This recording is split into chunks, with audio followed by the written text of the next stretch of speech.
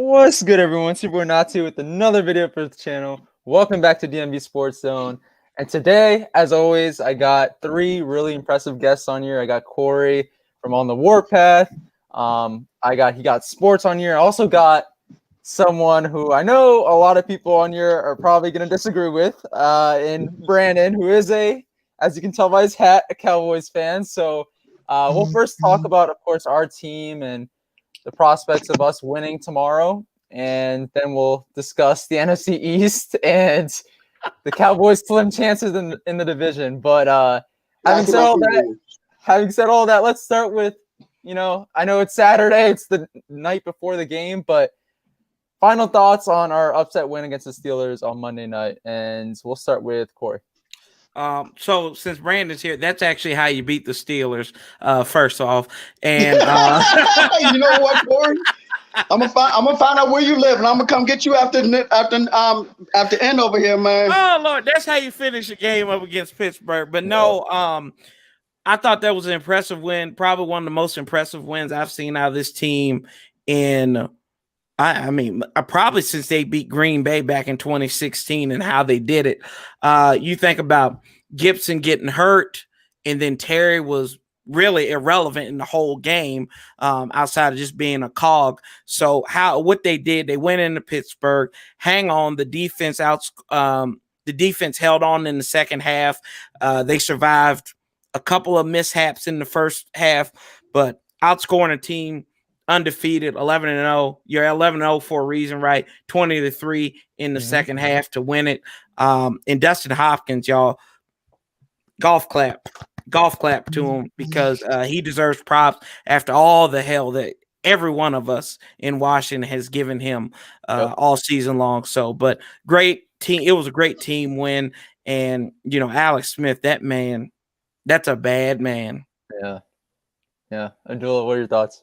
I think it was the most impressive win since we beat Seattle in like 2017, I think. But I couldn't believe it. I was coming back from basketball tryouts, and I was tired. And I see like all these notifications on my phone, like my friends calling me. I was like, what? And then I see the Bleacher Report that we beat them, the upset. I just couldn't believe it. It took me some time to process it, and it was incredible. I mean, I didn't think we were gonna win that game. I thought it was gonna be a close game, but I didn't think we were gonna win, because beating Pittsburgh in Pittsburgh, it's just difficult. And the last time we did that was 1991, but now happened last week. So it was pretty impressive. Yeah, definitely agree there. Brandon, what are your thoughts? So I can tell by Corey that he's juiced up to see what I'm going to say, because that's why he grinned so hard. You lying like crazy, boy. I smile. It's a great day, brother. That's all. I'm always smiling. Okay. I know you're always smiling, but you actually juiced today, man. I can tell, man. All right. So anyway, be honest with you, I'm not surprised, because Pittsburgh to me has not really been like, okay, fine, they were 11-0, but they weren't like, it didn't feel like 11-0 to me. Right. They struggled against us, and that was with a fourth-string quarterback. They struggled with New York. They struggled with Philadelphia. Like, they've been struggling to get some of those wins. So, and Washington has a good coach, and you can tell the structure in Washington is different than usual. So, not surprising to me, to be honest with you. Yeah. No, I think you hit the nail on its head right there. Definitely agree that the Steelers were not looking so hot the last couple of weeks. I mean, they barely beat a Ravens team with a washed-up. I know we love him, but a washed-up RG3, right, who got cut by the Browns a couple of years prior, and they went on to win one game over 2 years. And so we all know about RG3 at this point, and I think a loss was coming. It was due for the Steelers, and ultimately it did come against us. I didn't predict the win, and I know Abdullah as well. Corey, I believe, also did not predict the win. No, don't you go there. No, I did. I did. You did. You're right. Don't do that. I know this is your channel. Don't do that to me. You're right. So Corey was the only one on here that predicted a win. But yeah, I mean, it was a huge win, arguably our best win in several years, and love seeing what we saw of Alex Smith. We'll talk about that a little bit later, but Alex Smith was solid. He was steady throughout the game. Fortunately, Antonio Gibson went down, but J.D. McKissick was thrown in a bunch. Terry McLaurin didn't have the greatest of games, but then you got a guy like Cam Sims stepping up, and our defense, of course, was balling out and really led us to the win. So it was a great win, but on to tomorrow, right, with the upcoming matchup against the 49ers. But before getting into the matchup and our predictions on it, what are you guys' thoughts on Alex Smith's production so far the last couple of weeks? And do you think he's earned a spot on this team even beyond the end of the season? Do you think he should be the starter come next year? And we'll start with Brandon this time. Okay, so I've been following Alex Smith ever since he came out of Utah and was drafted by the 49ers. First, Alex Smith has been in multiple offenses throughout his career. He's been under Mike McCarthy. He's been under North Turner. He's been under Mike Martz. He's been under Andy Reid. Now, he's been with, whoever Washington has had since he's been there. So he knows offense. He knows defense. He's a smart quarterback. I think with what's going on with Washington, the rest of the season, I think he needs to start next year because of what I just said, and he can be like a stopgap solution to either Haskins or whoever you bring in that quarterback to develop for the future. He taught Mahomes in Kansas City a lot of stuff. So he can do the same for either Haskins or whoever you bring in that quarterback. So, yes, bring him back for one more year. But he has to start. But you all had to start the development process this offseason. Yeah, Endor. Alex Smith, he's a true warrior. I mean, if we had just a little bit better of an offensive line and another weapon, I'm pretty sure we could be a threat in the NFC. But I would bring him back next year just because if we draft a quarterback or someone in free agency, it would be great under him. He can be able to mentor him. And, I don't think we've had a quarterback with like such a storyline with him going through a life-threatening injury and coming back to football when he didn't even have to. But yeah, he's a true warrior and inspiration. Yeah. Corey? Yeah, I think just to kind of echo what everybody's saying, the man's a leader. He's probably one of the best teammates a lot of these guys have talked about, whether you talk about Kaepernick, you talk about Mahomes, Dwayne has even said it too. And I think he's earned his right to be the starter throughout the season and in the next season because it just seems like he's getting better with every game ever since he came in for relief against the Giants. He's thrown 2 interceptions over those last 4 games or something crazy like that. So, I think he's deserved every right to do it. And I think he's putting a fire in a lot of his teammates that hey, maybe I can't do it today. Maybe I hurt a little bit. I almost died. So, what do you got to say about that? And I think he's challenging it. And these guys, if they were on any other team, that I don't think they would be doing this with this quarterback. Alex is I was wrong about him. I was wrong about the man. I think he's earned the start.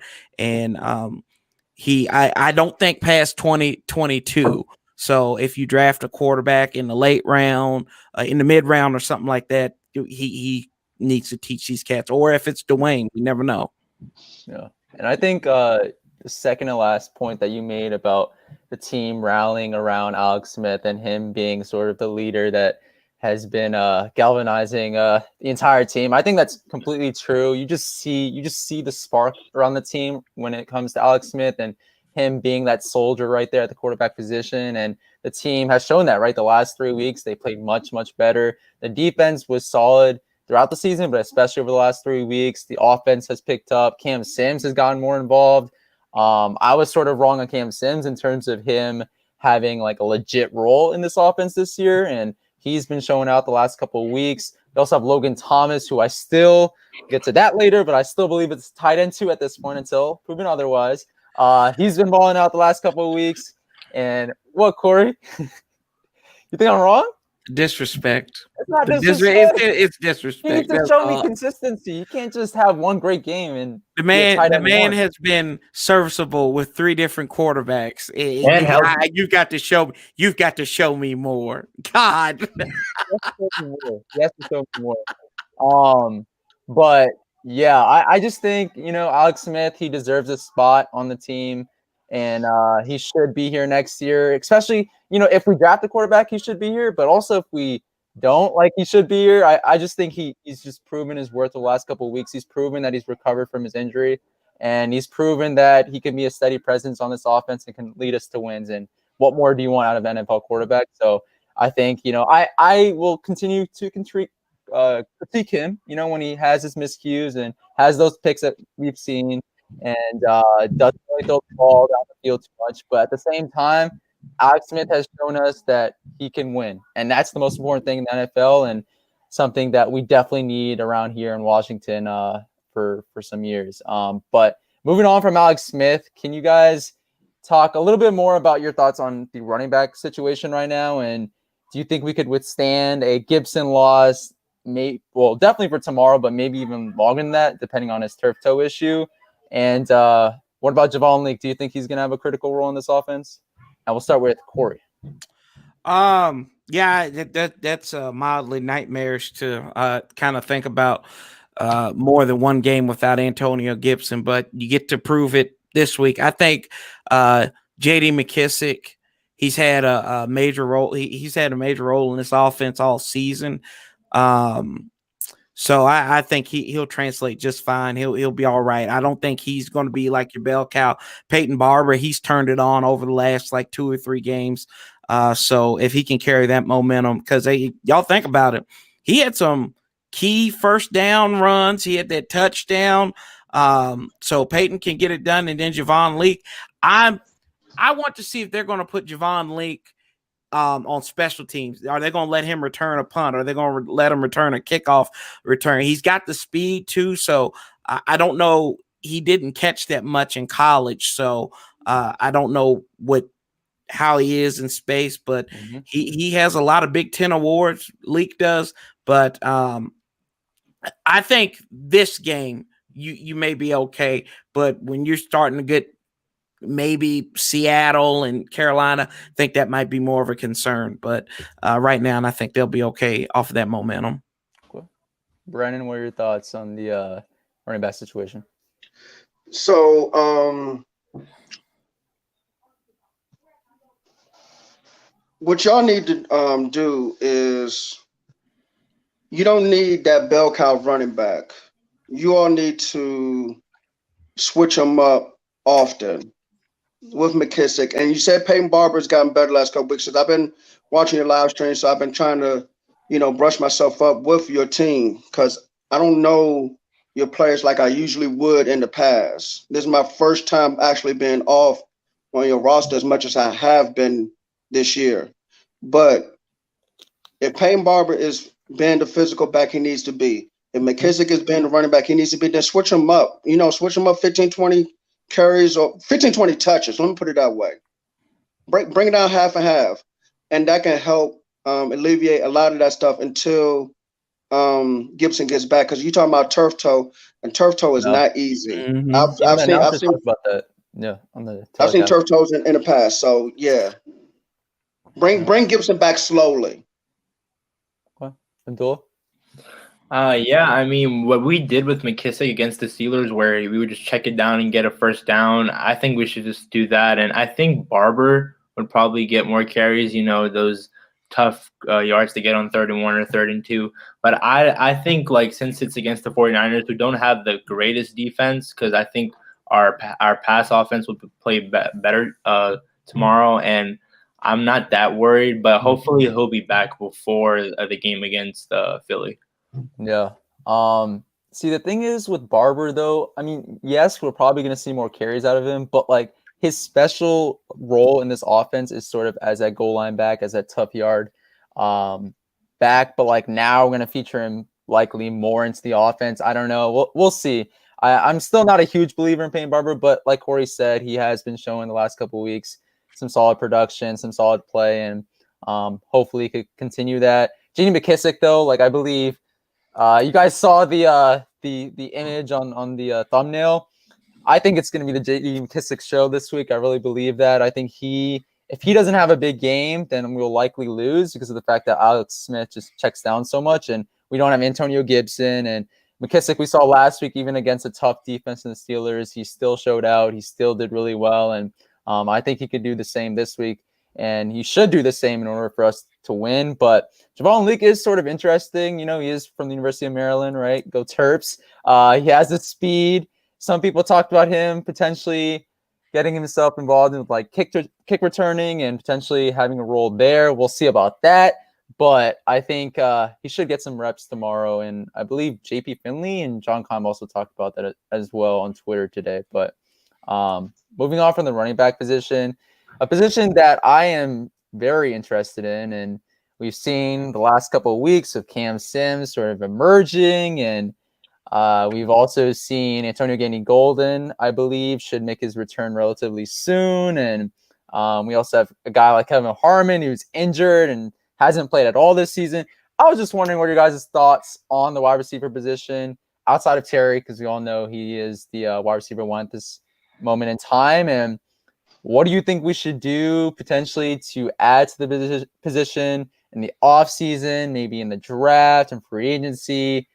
What do you guys think about the current state of it and what you would do to improve it? And we'll start with Abdul this time. Well, one thing I could say is that Steven Sims has been a disappointment this year. I really expected him to do what Cam Sims has been doing. Yep. But I've heard some rumors about us signing Juju Smith-Schuster, and I'm not a big fan of that because like his role in Pittsburgh and how he just hasn't been playing that well. But I think we should, if Gandy-Golden doesn't show any like upside, if he comes back this season, maybe draft another receiver. Mm-hmm.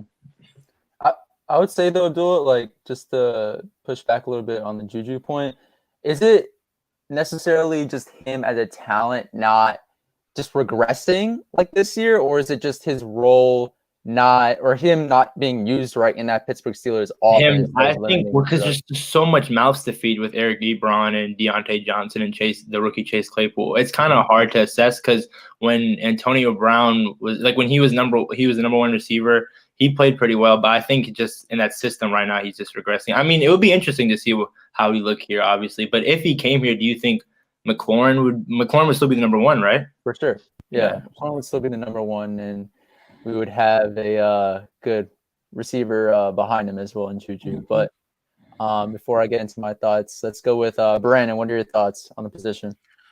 All right, so Juju, okay. I will only bring him in depending on how much money he's looking for, because you already have your number one receiver. And if you have three other guys who can compete for that number two receiver spot, then the only other thing I would do to maybe add to it for competition is to probably draft someone maybe in like rounds 3 or 4.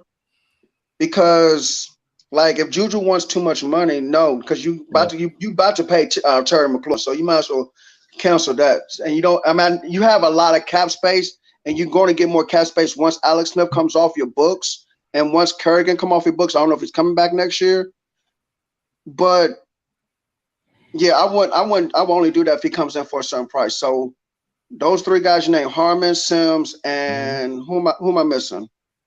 AGG, Antonio Gandy-Golden. Yeah, Golden. So have those guys compete for the number 2 spot, and maybe draft someone in rounds 3 or 4. But that's it. Don't bother with Juju, man. Okay. Corey? Yeah, I don't want to deal with Paul Richardson Jr. again. That's what he's comparing to me. Type of player, but yeah. That type of player. Juju has proven in the past that he's not Batman. He's Robin. He might be Alfred for all I know now. But he hit that wall. And I don't know if it's how he's playing. I mean, hell, he's had the same offensive coordinator all 3 years in the same system. So what's missing there, right? I think if they do go out for a wide receiver, it might be Curtis Samuel, right? Hmm. Because he was in Carolina. He would be familiar with this type of offense. So that might be a guy to look out for. And then you got to realize Cam Sims, he's a restricted free agent too. So good chance he can come back. But Kelvin Harmon, he's going to be coming back off an injury. So I think you're either going to have to draft a guy or Ron has proven that these bargain dudes, as long as you can get them motivated, they play well. It's kind of like it's like a running back in the NFL now. You don't need elite. It's nice to have it. Yeah. It's nice to have it. It's like having a Bose sound system, right? You could have the factory sound system. Bose just makes it sound a little bit better, but it gets the job done. Same thing with running backs and wide receivers. If they do their job well, they don't have to be elite. They just, the same with running back. As long as you got enough of those dudes that can go out there and catch, we don't need a 1,500-yard receiver. We got one guy, Terry, and then put a whole bunch of other guys with him. Yeah. I mean, we keep talking about it, but like Cam Sims, like you said, like he's the perfect example of that. Like he isn't a star receiver, likely won't be a star receiver, but I mean, he's putting in the work, getting the production, has that connection with Alex Smith, and has been leading us to wins the last couple of weeks. But I would say this, my approach to the position, the wide receiver position specifically, is sort of similar to what we did in the offseason, in that the only guy I would go after in free agency and spend big dollars after, and this is someone who I know very well from watching Bears games in Chicago, is this guy, Allen Robinson. I think if we could get Allen Robinson, even paying him top market dollars, I think it's totally worth it. This man continues to put in the production, even with guys like Nick Foles and Mitch Trubisky, as we used to say. He has still been producing. Like, it doesn't matter the quarterback, and definitely gives me sort of that, Terry McLaurin vibes, in the sense that like he could produce no matter the quarterback. And I think he would be a great fit here. But if we can't go after a guy like Robinson and maybe even Galladay, but a little bit less so because he is pretty injury prone over the last couple of years, I would definitely do what Corey said and go with the bargain bin and maybe go after a guy like Curtis Samuel. But even then, I don't know if that's worth it, because he has been sort of inconsistent over the course of his career. So maybe he's just having his best year now because it's a contract year. But I would just say keep adding in the draft. The draft is the best way to really solve a lot of problems that we have right now. And I would rather go, if we can't get an Allen Robinson, I'd rather go with an elite tight end, maybe top of the draft, over like an elite receiver, because I think for a quarterback, tight end is always the quarterback's best friend. And if we do draft a young quarterback, or maybe pick up a young quarterback in free agency, I just think we need to get the tight end position solidified. And even if we have Logan Thomas continue to show that he's really good, and ultimately because that tight end won, we still need to get him a backup, right? Because you can never have too many good tight ends, in my opinion. So that's my thoughts on the position, and sort of a mix of what everybody said on the stream. But moving on from the wide receiver position, let's talk about the matchup tomorrow, because it is happening in less than 24 hours, and it is between our Washington football team, or at least us three, our football team, and the San Francisco 49ers. And I was wondering first, what are your guys' thoughts on the Trent Williams versus Chase Young matchup? Do you think Chase Young will beat out the Silverback a couple times and maybe even get a sack on him, or do you think Trent will hold his own? What are your thoughts on the position and even that whole offensive line, defensive line dynamic between the two teams? And we'll start with Court. So you got to think we get to take on one of the most arrogant head coaches that has really done nothing in the National Football League, and Kyle Shanahan. So to me, I feel like he's going to leave Trent out there on an island at times now, just to do one-on-one, just to prove a point, because that's just Shanahanomics right there, right? So maybe Trent might hold his own, but Chase could get an opportunity to beat him once or twice on there. Granted, it's not Jimmy G back there; it's going to be Nick Mullins, and he's kind of hit or miss. When he's good, he can be pretty good, and when he's bad, he is bad. Yeah. But Trent Williams in that matchup against Chase Young, I think Chase will get him a couple of times, but he's an elite left tackle no matter what we think about him now. So he might have something for the young rook too as well. But I can't wait to see this matchup and see what Kyle Shanahan does. But it's just something about him, I think, just might leave him out there on the island, and Chase needs to take advantage of that. Okay. Fair enough. Brandon, what are your thoughts? Man, we're about to see what Chase Young really is all about, because he's going against a premier left tackle. There's I know I'm getting away from the game a little bit. There's a guy coming out of Northwestern this year by I think that's Matthew Slater. He plays left tackle coming out of Northwestern. In 2019, he gave Chase Young the business. So I'm concerned about Chase Young going against Trent Williams. Trent Williams might crush him, man. He might. I mean, Chase Young gonna get his opportunities, but because that left tackle it's much smaller than what Trent Williams is, man. And we're talking about. I mean, right now I'm about 85-15 Trent Williams, man. Okay. Abdullah? Well, I think they'll both show flashes, but I'm more interested to see how Montez Sweat does against Mike McGlinchey, because how he's having just such a dominant season, and hopefully they wreak havoc and carry us to a win tomorrow. And I think I feel like Chase could beat out Trent, but it would be an interesting matchup to say the least. Yeah.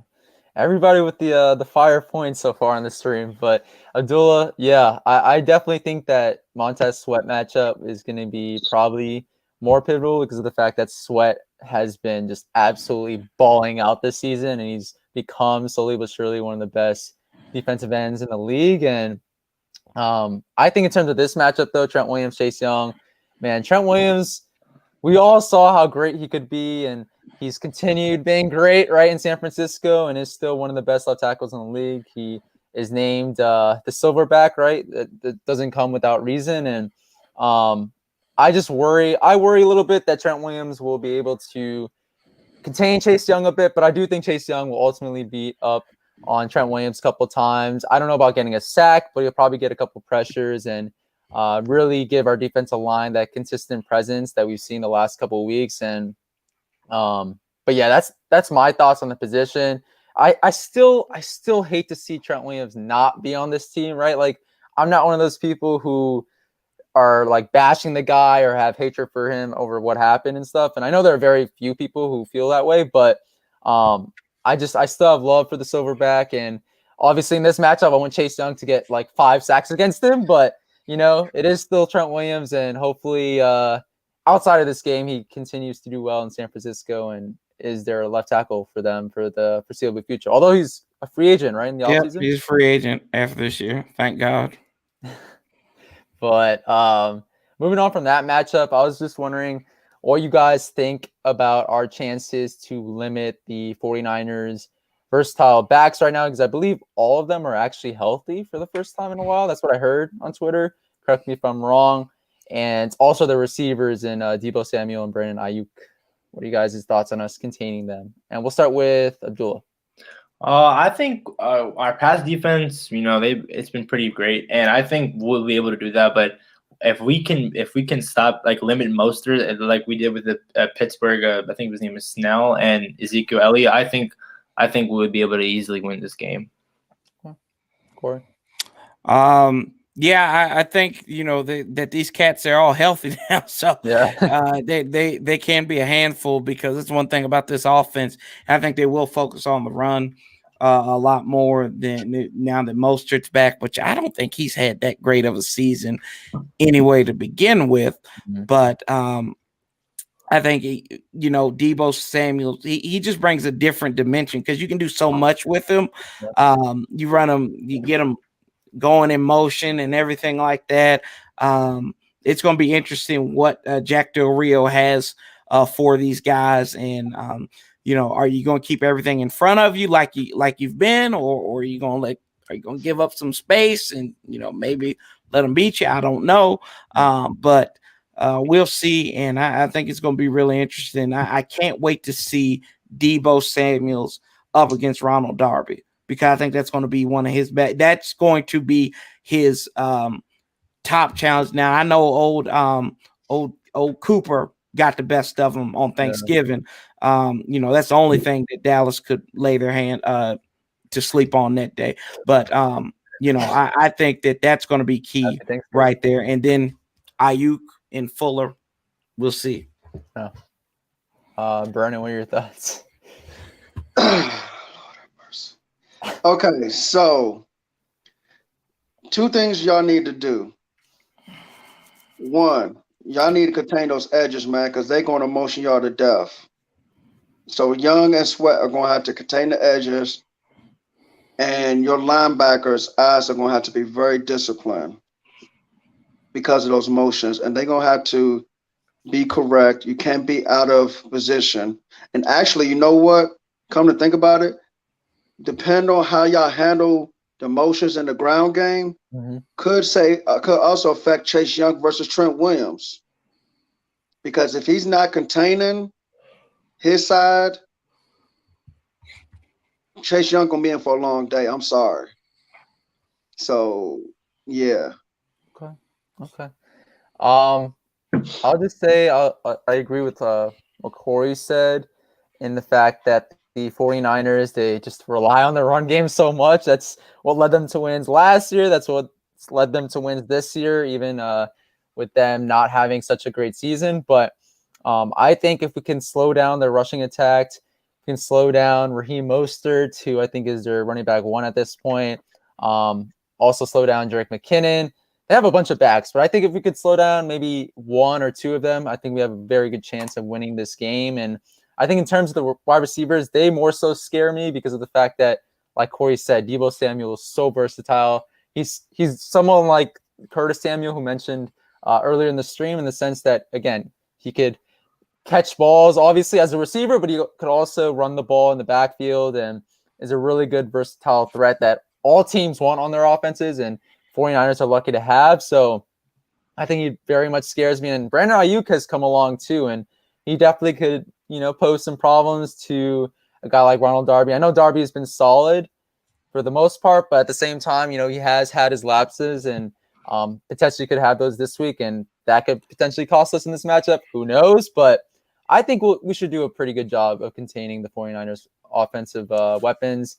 And I know Corey mentioned this, so just to start off his analysis of this matchup, but do you guys think Kyle Shanahan still has animosity towards this organization? He's just trying to downplay it. Go ahead, Corey. Oh God, yeah. Oh God, he's petty. His dad is petty. Yeah. You don't think he's got a package for Jordan Reed too? This week. So I mean, the man is petty as petty could be. I know they talked all this baby back bull about, I respect the heck out of Ron Rivera. You respected the heck so much out of him, you beat him by 50-some points last time around. So I don't believe anything that him or Trent Williams is saying. They marked this on their calendar, and they know they are ready for this game. Don't sleep on them. Corey, do you think this animosity that he has towards the organization is going to last for however long he remains the coach of whatever team? Yes. Okay. Yes, I do. I feel that in the bone. Maybe, I don't know. It's just how he says it. And you know how his dad is. You know how Mike was. He didn't let stuff. He had a good poker face, right? Yeah. Kyle has a dumb poker face. Like he looks stupid half the time, and but he's not going to tell you what he's got in his hands. So but they're ready for this game. They hate Dan Snyder. Yeah. So they're going to be ready for him. Joel? He definitely has animosity towards us, but I think some of the guys from last year probably have some heat in them too, because last year when they beat us, they were literally sliding in FedEx Field, and I'm pretty sure they were really upset about that. And even though Nick Bosa isn't playing, that's probably got to put some pep in their step, because that's just got to fuel them. And I think Kyle Shanahan, he's an offensive genius. But I remember last year he was talking about when they won that game, he gave the game ball to his father, Mike Shanahan. It just, I don't think he'll ever have any less hate to this organization. No. Brandon, what are your thoughts? Man, shoot, Kyle Shanahan has been game planning for y'all since the schedule came out. Yeah, he game plan for everybody week by week, but he been doing extra preparation. He's coming after y'all. Y'all better be ready for something. Yeah. I mean, there isn't much more to add there. I definitely agree with all you guys in that he still has animosity towards this organization, and he's definitely wants to try his best to win tomorrow. And even if if the lead ultimately is so large for the 49ers, I think he's the kind of guy who's just going to keep racking up the points and try to run up the score because it is Washington. It is his former team that he hates so much, I believe. And, I hate him too. Yeah, we do too. We do too. And we're going to show that tomorrow. We're going to show that tomorrow. We're going to come out and really get our defensive line going, get our entire team going, and hopefully get the win. But speaking of the win, what are your guys' predictions for tomorrow's matchup? And we'll start with the Cowboys fan on here, Brandon. All right, so be careful. Be careful with what? Go ahead. Let's see. It depends on how Washington responds to winning a huge game over Pittsburgh. If you all are too overexcited, you all might get sloppy and really lose this game. However, if you all focus, there is a potential for you guys to win this game. I think San Fran wins. I say by 3 or 4 points. Give me 24-20 San Fran. Okay. Fair points. We'll go with Corey. So, San Francisco's 3 points favorite in this game, actually. So that shows you how much that everybody gives a damn about Washington, right? I think that you got to play. These are two great defenses that are coming out there. You got we're like number 6, and I think they're number 8. So you got 2 top 10 defenses going on. I don't think it's going to be as high scoring as a lot of people think it is. But key thing to remember is San Francisco is 1-7 when they give up 20 or more points this season. Only against LA when they beat them by field goal was it, and they gave up 20 even. So if they give up 22 or more, 21 or more, they're 0-7. So that's your magic number right there. With that being said, I'm going to say somewhere around the parameters of 20-17. The team with the most points, they're going to win the ball game. Okay. I like the 1-7 point too that you made, because I know you mentioned it on like your videos, and I know Ed actually mentioned it on his preview for this matchup, and it's a good stat. I'm in stat man. I'm in stat. Where you think he got that from? He got that. That's why I'm in stat man. He said I got it from Corey. To get Corey, go make sure to subscribe to on the Warpath. But no, it's a really good stat, and I'll talk about it a little bit later. Abdullah, what are your thoughts about whether we'll win? I think we just need to get off to a fast start. It's just hard to watch us be so sloppy in the first half, and I think it will be sort of like the Pittsburgh game where it's just going to be our defense like carrying us to victory, and our offense will eventually pick it up throughout the game. And I can see us winning by I say a touchdown, so like probably around like 27-20. Okay. It's tough because I like this matchup, in my opinion, is like the true definition of a toss-up, in the sense that like the 49ers, I get that, like, they haven't been really good this year, and they're haven't really produced much on offense. They've had a lot of injuries, right? But they still haven't produced much, even with all their horses available. And but I think they do play pretty well. I don't think they're a slouch by any means. I mean, we have the same record. We're both 5-7. But I do think that Washington will ultimately end up with the W and will win 24-23. I just think our defensive line, our defense as a whole, will be too much for the 49ers offense. I think the advantage of this game is that while we both have top 10 defenses, we have the 49ers offense, right, going against our defense, and then we have our offense going against 49ers defense. And I just think our offense is better than the 49ers offense at this point, especially with the guy like George Kittle not being there. And I know they have 2 legit wide receiver threats, but I just think we have the edge there, and I think we'll ultimately pull out the W. And I think a big guy again, the thumbnail right on this video, I think J.D. McKissic is going to be the key. If he does really well, then we're guaranteed the W, in my opinion. If he doesn't, then it's going to be tough sledding, because I think Terry McLaurin is also not going to have the greatest of games this week. I think he's going to have a much better game than last week, but I think, he'll probably be held under 100 yards, maybe might not score a touchdown because of the fact that 49ers defense is so good. But that's my thoughts on the game. I know, some of you came here for the preview of the game, and I see the predictions. Kevin Harvick, fan is on here. Steelers sports guy, Philip, Harry, Roger Smith, Khalil Young. Yo, it's me, Philip, again. I see all you guys on here. Thank you so much for joining the stream. But I know we have a Cowboys fan on here, so it's actually time to talk about the division and talk about the other teams that we play against. And what are your guys' thoughts on how Washington's season will play out the next couple of weeks? And do you think we'll rack up a couple W's, maybe get a loss? And I know this question is going to be especially important to Brandon, but do you think the Cowboys and the Eagles are ultimately just their chances are 0 in this division at this point? Do you think we have a chance of beating the Giants out? What are your guys' thoughts? And we'll start with Brandon this time. I knew he was going to start with me. So actually, our season's done. Our season was done when Dak went down, when Lyle Collins went down, when Tyron Smith went down, Zach Martin went down.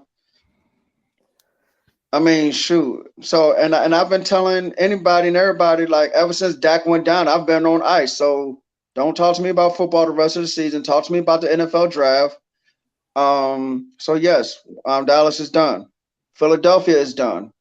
I think Jalen Hurts probably starts the rest of the season. Jason Peters just went on IR with his lower body injury. So they try to see what they have in Jalen Hurts. So it comes down to Washington, New York. And I actually had that feeling 2 weeks ago that was going to come down to you all.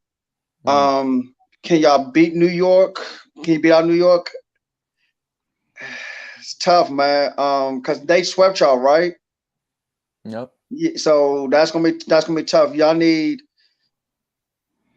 whatever happens, y'all need to be 1 game up on New York. You cannot tie New York, of course, because of the sweep. So you need New York to lose at least 2 games. Y'all need to win at least 3, whatever the 1 game differential is. Okay. I like how you started off by saying the Cowboys are down and out, which it takes some guts saying, as a fan, right? You never want to say that about your team, but I completely get that. At this point, there is just no chance of the Cowboys doing well. Hold on, let me say one more thing about that, okay? Go ahead. And the reason why, but see, look, we've been through 4 different quarterbacks, and the last time we went through 4 different quarterbacks, 2015, and we finished 4-12. So same thing. Only this time the situation is worse. So yes, we are done. Was that was the last game of that season when Kellen Moore was the quarterback? Was that the season? Yeah, and we beat. Yeah, now he's our OC. Yeah, it's interesting. I know. Abdullah, what are your thoughts? I think Dallas and Philly are out, but I feel we could win at least 3 of the next 4. And the Giants do have a tough schedule, but we said that when they were facing Seattle. They have tomorrow they have Arizona, then they have Cleveland, Baltimore, then they have their final game against Dallas. I feel like they probably will win at least 1 of those games, but I feel as if we win out, we'll win the division. Okay, Corey. So I've adopted a motto on my channel. You might not have heard it yet. It's called Outlast the Bastards, right? So that means whatever they do, we got to finish ahead of them. And this is on no volition but our own, right? We put this on us. Going for 2 in New York may come back to bite us in the butt. But with that being said, yes, I do think that the Jerry's Playhouse, or whatever you want to call that team down there, is done. I do think the sisters in of the land of sisterly hate, they are done as well. And the Giants are, Giants are right there. I think this is theirs to lose. Like, let's not play. We might be in play for the division, but they have to make mistakes. And it's some of the nasty things I hate to do in life is root for somebody to lose, no matter who it is. I want my team to take care of business, so I don't have to worry about that. I can just sit there and laugh at the other team, right? I think that's what most people want to do. But I think at the end of the day, Washington, what hurts them is 2 of these 5 wins that we have are in the AFC, and a lot of these losses are in the NFC. So if you're talking about trying to get a wild card, like, I don't know, trying to beat out Kirk family member and company, that might be a little hard because they've got more conference W's. So but I still think there's a shot. We've got to win 3 games. Seattle's going to be tricky because when Russ comes home, he usually plays spot on. Carolina, that's a revenge game for Ron Rivera. And then Philadelphia, we've had our troubles at the link trying to get into the playoffs and stuff, but seems like the last couple of times we've been up there for the playoffs, 05 and 15, we were able to seal the deal. So, we'll see though. Yeah. I agree that we have to win 3 games in order to win the division, given the unfortunate tiebreaker that the Giants have at this point, being us twice this year. And I think, the Cowboys and Eagles, they're done. They're done for. We'll talk a little bit more about the Cowboys later, but I think they're done for, and they don't have a shot in this division. It's pretty much going to be between the Giants and us, Washington football team. And it's crazy because last week we all were talking about how 7 wins, even weeks prior, we thought 6 to 7 wins would probably win the division. And, it's actually might just be 8 wins, right? Or it might be 7 wins still. But I think in order for us to win, given the tiebreaker that the Giants have, we have to win 8 games. I think we'll win against the 49ers, as I mentioned. I think we'll beat the Eagles. So that gets us to 7 wins. And then we either have to beat the Panthers or the Seahawks. And I think ultimately we will beat the Panthers because it is a Ron Rivera sort of game. And I know he's going to be extra riled up to match up against his former team. And I ultimately think we will win the NFC East. I'll say that right now. Things could change after tomorrow and in the performance that we give against the 49ers. But right now, I would have us winning and have us be the leaders. I will say, though, with the Giants, man, the Giants have been impressive. Like the last couple of weeks, I know they're 5-7. I mean, we're 5-7 too, but they beat the Seahawks really well, and they have a really good defense, sort of like ours, right? Built a little bit differently outside of the defensive line. They have a really good defense overall, though, and we do as well. And their offense is actually not atrocious, even with Daniel Jones not being there, which is kind of impressive. But I think, it's going to be a 2-horse race, obviously, and I think Washington will ultimately pull it out, though. But I do want to ask about the future of the division, because I think that's more relevant to Brandon, given that his Cowboys are just atrocious right now. I was just wondering, what are you guys' thoughts on how the NFC East will play out the next couple of years? Do you think it's just going to be a 2-horse race for the next couple of years between Washington and New York? Do you think the lowly Cowboys and Eagles will find a way to be competitive? What do you guys think? And we'll start with Brandon once again. Kind of want to go last, but okay, that's cool. Okay. Here's the overall breakdown of the division. Philadelphia, because of their salary cap situation, this coming offseason is horrible. So whatever they do, they're going to have to improve from within and via the draft. Okay, they the second worst salary cap team in the NFL behind the Saints, and it's not even close. So if Philadelphia does not improve the way they should, then they're in trouble. Mm-hmm. Washington has, I believe, the most salary cap space this offseason. So you all should be able to bring in some kind of free agent if you need to. We do. And maybe even two. And if y'all continue to draft well and replace whoever you need to replace when you lose players, you all should be fine. Mm-hmm. New York,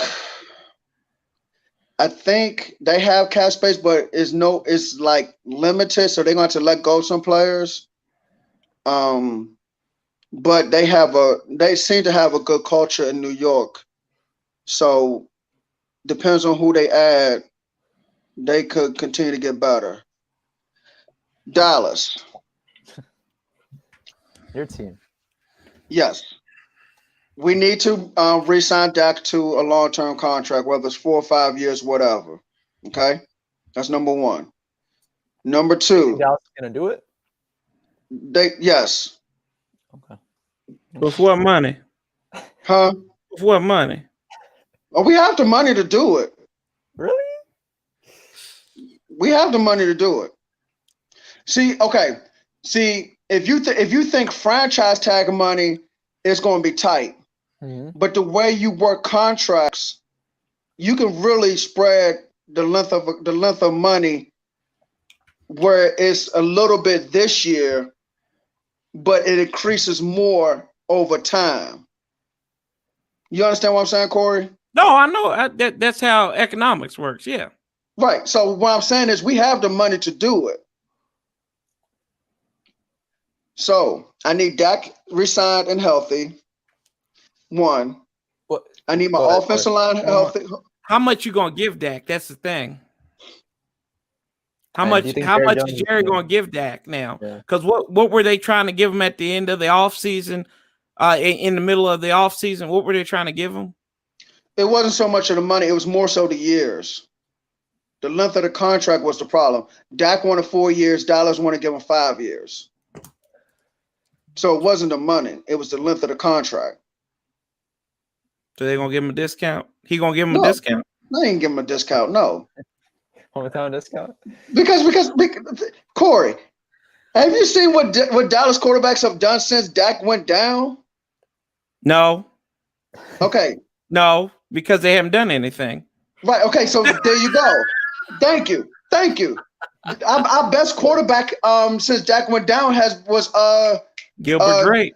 Yeah, him. Who was not even on the roster in the beginning of the season. Brandon. So yes, Dak needs to get paid. Dak needs to get paid and healthy. Our offensive line needs to get healthy, and we need to rebuild our defense.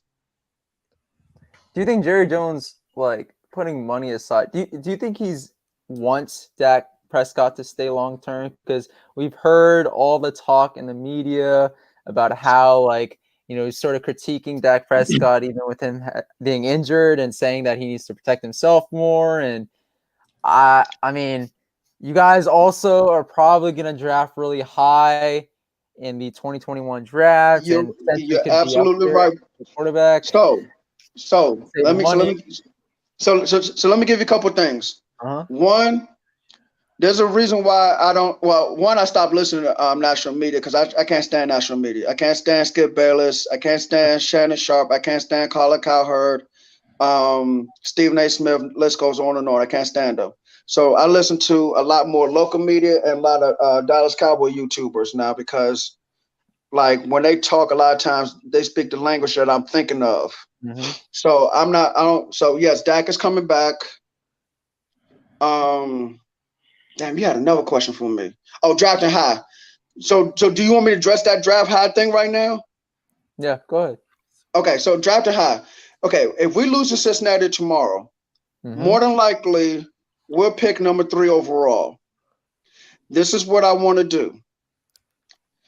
If we're stuck at number 3, I want to draft Penei Sewell from Oregon kick him inside to left guard, and the offensive line would be ferocious again. So you're hold on. So you're drafting arguably the best left tackle in college football with a high draft pick to play guard for you when Because you have other needs. hold on. Okay. Now listen. Okay, good. Okay, good. Let's keep talking. Okay, go ahead. So I have Tyron Smith at left tackle. Mm-hmm.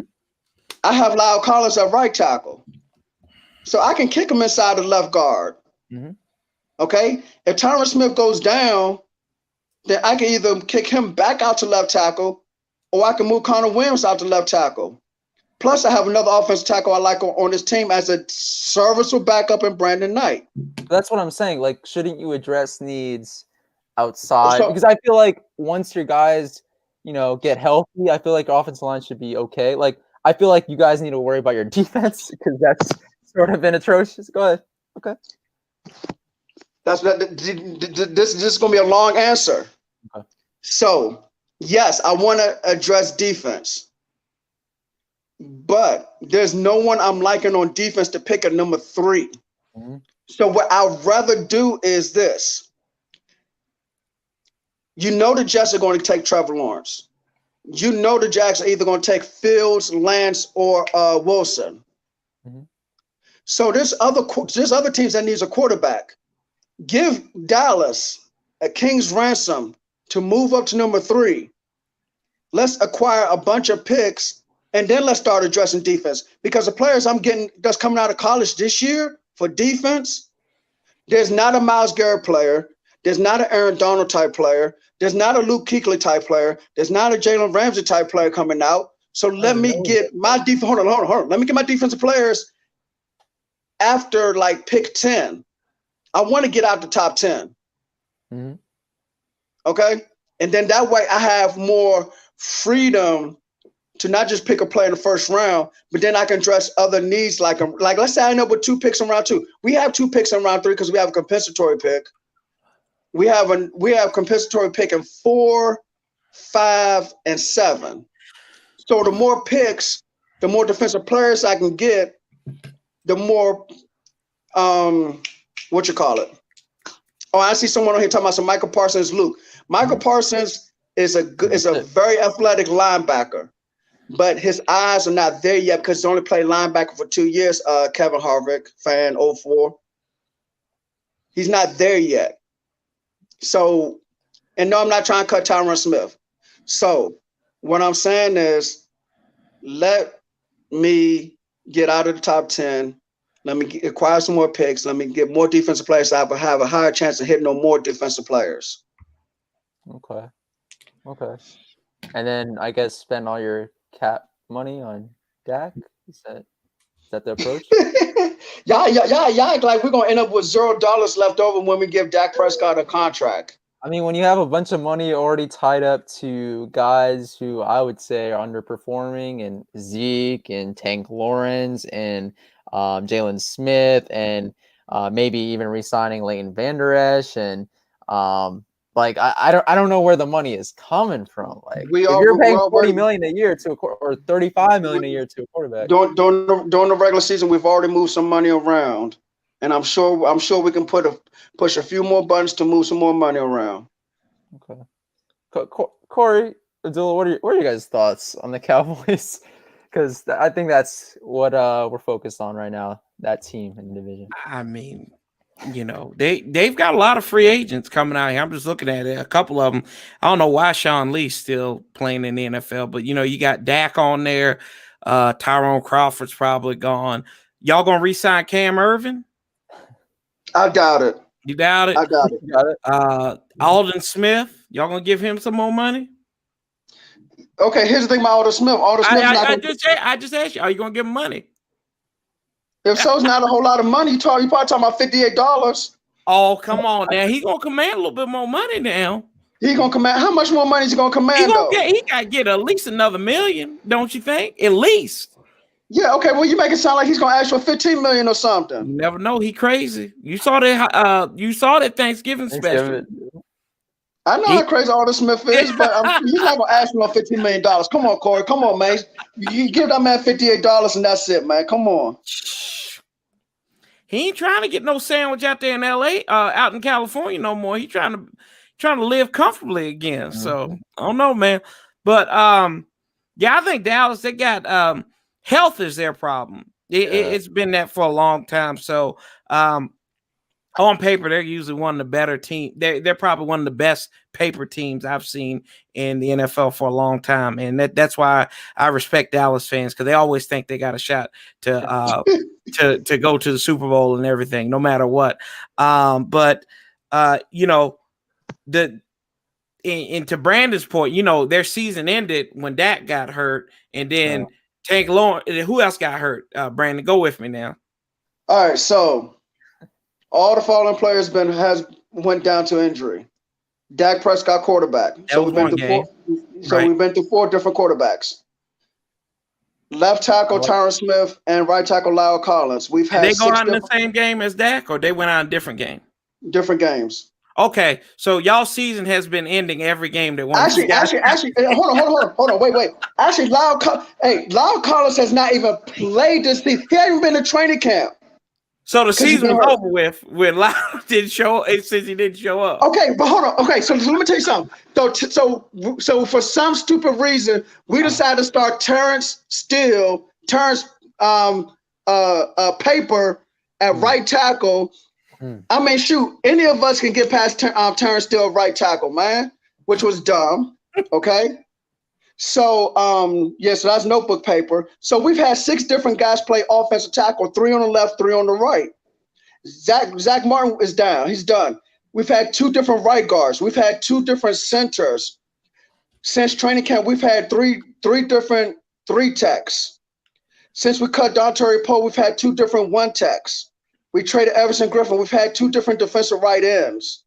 We've had 4 different linebackers start. We've had 5 different corners start. We've had 3 safety start opposite of Xavier Woods, whether it's injury or performance or whatever. Oh, and 2 different punters because Chris Jones out for the season. So that's why I said, yes, 2015 we had 4 different quarterbacks, but this year's worse than 2015. So I've been on ice since Dak got hurt. Even though the Cowboys were bad, even with Dak on the team and him starting, right? Like their offense was like, okay, I'll give you this. This is why I need to go one-on-one with you, man. Their offense was lighting defenses up. I'll give you that. I need to go one-on-one. I need to go one-on-one with you, man. Okay. Go ahead. Like, do you think the problem with this team, so once everybody comes back healthy, right? Do you think the problem with this team is still just the defense and getting that shored up, or do you think the problem of this team is bigger than that? Like, do you think, health is not going to be the only thing that really contributes to wins down the road? Like, what do you think is the biggest issue with the Cowboys right now? And don't say health, right? Like, let's say they're all healthy next year. What do you think is the biggest issue? Some of it is coaching. Overrated. McCarthy. Nolan. Corey has been on that too. And McCarthy might be overrated. I'm not happy with McCarthy right now. He's going to really show me a whole lot, or he's going to be gone mid-season next year. But Nolan really needs to go after this year. Our linebackers need to trust their eyes and stop over pursuing. Higher. You've got to go higher than the coaching staff. I know where you're going. Jerry, brother. That's where y'all problem begin and end. You know that. It ain't nothing's going to change. It's kind of like what people said with us. Jerry has messed y'all up big time, especially over the last, I don't know. I think ever since that 16 season where I thought y'all actually had finally put it together. But ever since then, it's just like, I don't know. So that I think Jerry's got y'all messed up. And the Grim Reaper is y'all's only help. That's it. Go ahead, Abdullah. I have a question for Brandon. Do you miss Jason Garrett? No. That's cold. Okay. Jason Garrett's having success, but he's having success as an OC. So we don't know how he can perform as a head coach somewhere else. He has structure in New York with Joe Judge. So that's different.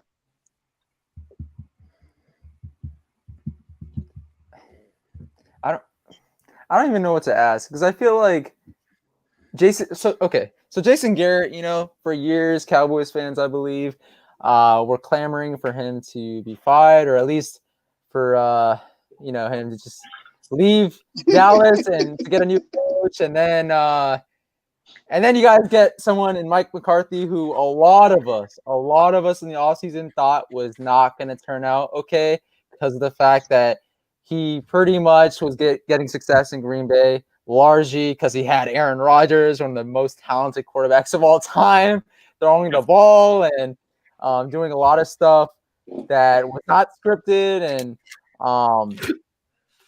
but you guys still hired Mike McCarthy, right? Like there were some candidates out there, and ultimately you guys settled on McCarthy. And if you're saying though, like that, okay, so let's say Jerry Jones, for example, right? Okay. What do you think? What do you think with Jerry Jones? Like, is there any way to sort of limit?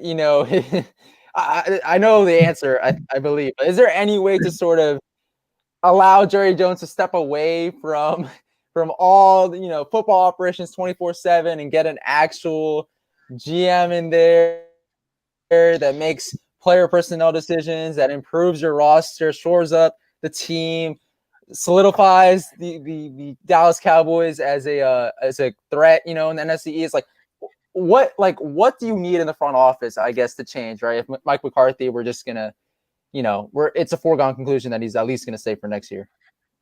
Okay, so Jerry Jones will always be general manager, but he has people in there to give him good football advice, and Will McClay is the de facto, not de facto general manager, but he's like a general manager. Now, Jerry Jones did come out within the last 48 hours that he is not doing his best job. No. So, and I'm not talking about as an owner, I'm talking about as a general manager. So I still don't think he's going to step down as general manager. If he does, that would shock the world and everyone will have a heart attack. Okay. Let me just put that out there. But Jerry Jones needs to bring in some more football people if he's going to remain general manager. And I don't know who that is, but he needs to bring us at least another football mind. Kind of like a Kyle Smith, right? You guys could use someone like him. No. We can. I'm not saying that's gonna happen. But don't do that. We can use a Louis Riddick. Okay. Go ahead, Abdullah. How come we haven't named Kyle Smith as GM yet? I don't know what's taking so long for. I really hope no team snatches him from us. Yeah. I don't know. I feel like it's a weird dynamic that we have here in DC. Like we got Ron Rivera and Kyle Smith, who are both the key guys when it comes to player personnel, but no one is specifically has a title of general manager. So it's kind of confusing for us as fans, but I mean, it's working though, right? At least the last, few months, almost a year now that Ron Rivera has been the coach of the Washington football team. It's been working. So hopefully, I don't know. Do you guys think we'll have to promote Kyle Smith in order for him to stay in Washington? Do you think he's here for the long haul? That's a good question, good concern that Abdullah brought up. What do you guys think about Kyle Smith and his his place on this team for years to come? I think he's a great talent evaluator. I think you're gonna have to give him the title unless they decided to pay him a little bit more. But give him the title of general manager or however you want to do it. We know who the real general manager is. It's Ron Rivera, right? So if you want to give that to him as just a name only title, that's fine. Pay him.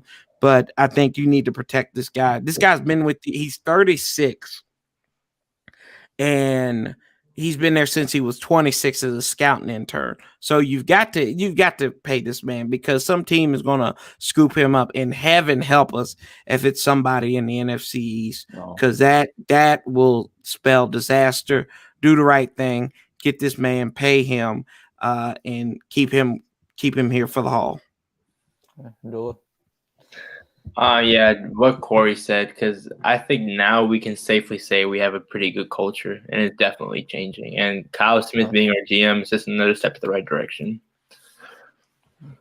Brandon, well, what do you think? Do you think, man, I hate to even like put it out there, but do you think the Cowboys might find a way to snatch Kyle Smith, or do you think they'll find a way to get a talent evaluator like Kyle Smith? I mean, I don't know. Well, I still like Will McClay as a talent evaluator. Now, like I said, if Jerry Jones wants to bring in a second person as a talent evaluator, fine.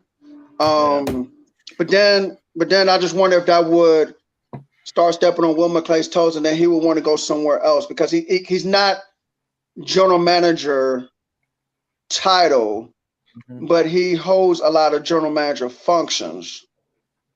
So, and he says he wants to stay in Dallas. He's been saying that for the last 3-4 years. But someone can only stay in position for a certain period of time before they actually get the actual title they want. So, this offseason is going to be interesting again. Go ahead. Oh, is he frozen? No, I'm not frozen. What's up? Well, I mean, did you stop? I mean, you asked me. I mean, I know you asked me about Kyle Smith. Look, I'm not very familiar with Kyle Smith like you guys are, because this is like his first year as a talent evaluator for you all. So I'm not that familiar with him as like. It's the first year in his position, his current position in the front office, but he's been working like behind the scenes when it comes to like evaluating talent and stuff. But, okay. Yeah, first year in his position. Yes. I'm like I said, I'm not familiar with his background. I don't know who he's brought in since he's been there. You see what I'm saying? If you say he's been there for the last few years, with the defensive line you guys have alone, and the way you are playing this year, I mean, could Jerry Jones go after him? Sure. Will he go after him? I don't think so. Because I mean, right now I haven't heard anything, but I mean, it's still December, so we won't know more until like starting around Black Monday. Okay. I do have one last question, but I mean, before that, Brandon, I mean, since you are the resident Cowboys fan on here, and you are sort of surrounded by 3 Washington football team fans, I was just wondering if you have any questions for us that you want us to like address about our team or about your team, about anything really. I know, we've sort of been asking you questions about the Cowboys, so I was just wondering. So I wasn't prepared for that part. Let's see. What are y'all going to do at the safety position in the offseason? What do you feel like might happen? Anybody? I think you're kind of at a crossroads with the safety position, because you're getting decent play out of it right now. Cam Curl, he from your boy from Jerry's alma mater, right? He's been playing really good ball. DeShays Everett, I thought that he would just be special teams. So and then what are you going to do with Landon Collins? Do you maybe turn him into like a linebacker hybrid type guy? Because his contract, I don't know, can we cut him and save money or not? I have to look at the numbers on that, but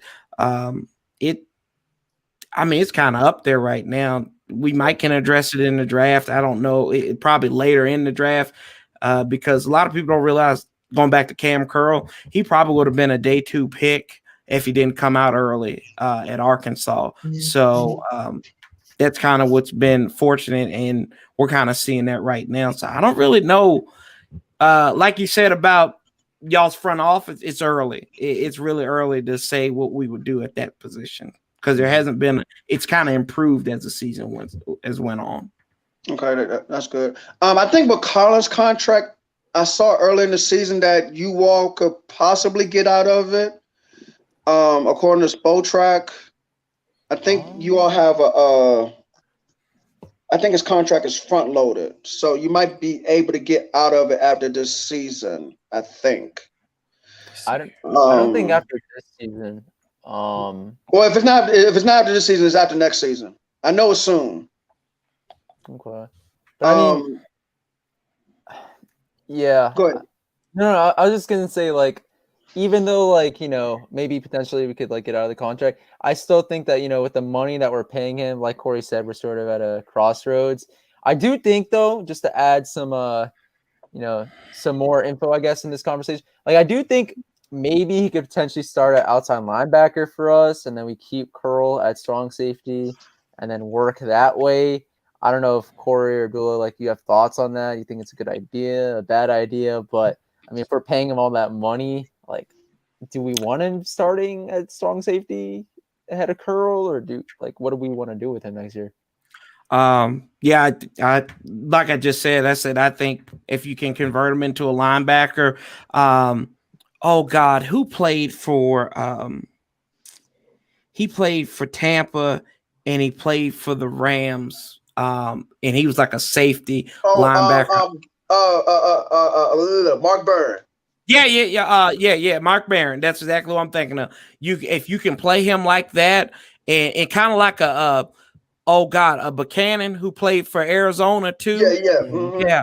So if you can play Deion Buchanan, you play him like those two guys, then like they play linebacker, but they could play safety as well. I think you got a good spot for him. So yeah. Okay.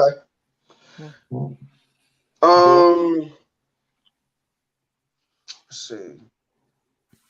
Yeah, you got to if I go on another live stream with you guys and you want me to ask you like Washington questions, you gotta give me a heads up, and I'll come up with some more questions for y'all. Yeah, no problem. The last question for the stream, shifting away from football with basketball season about to start. I was just wondering, do you guys think the Wizards will be any good this year? Do you think they'll be a playoff team? We see pictures of Russell Westbrook and Bradley Beal on the court, practicing it up and getting ready to start the preseason. And I don't know, what are you guys' thoughts? Do you guys think the Wizards will be good this year? Do you think, I know last night John Wall looked good in Houston and stuff, but do you think we got the better end of the trade, trading for Russell Westbrook? And we'll start with Abdul this time. Yeah, I think we'll definitely be back in the playoffs because Russell Westbrook and Bradley Beal, I think, two premier players at their position. And, I think we just had to trade John because we didn't know what we were going to get out of him for being gone for 2 years. And hopefully Russell Westbrook plays like the former MVP he was. Corey? Yeah, I think when you got rid of Wall and you brought in Westbrook, I think we got the better of that trade. Russell is MVP material at his top game. John Wall has been the highest paid cheerleader in basketball over the last couple of years. So I thought he might have been G-Wiz in a couple of those games last year. But I like the move. I think him and Beal, hopefully that's that's fresh. That's a new start, and maybe him and Beal can work together. And he's back with Scott Brooks. I think a lot of people missed that too. That he played with Scott Brooks in Oklahoma City for the early part of his career, where he was starting to kind of show flashes. And he even said in one of his press conferences, he said, "Man, you run a lot of stuff we ran in Oklahoma City." So that gives me hope. I think Washington, they're still a lower echelon playoff team. So I joke with people and say that I said we've locked up the 6th seed in the East right now. I did. I honestly believe that the 6th, 7th, or 8th seed, that's where we are, because we can't play any defense to save our lives. We were like the number 3 scoring offense before the COVID break, and then but we were giving up the most points. So it was like you were playing live on the easy mode most of the time. So yeah. Brandon, what are your thoughts? Playoffs definitely. I agree with Corey, somewhere between 6 and 8.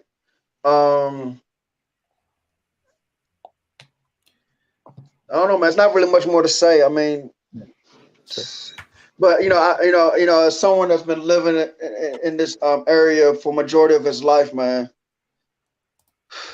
I'm tired of seeing the Wizards not really doing much, going far, whether it's past the regular season or at least past the first round of the playoffs. Yeah. Hopefully that changes this year or maybe in the near future.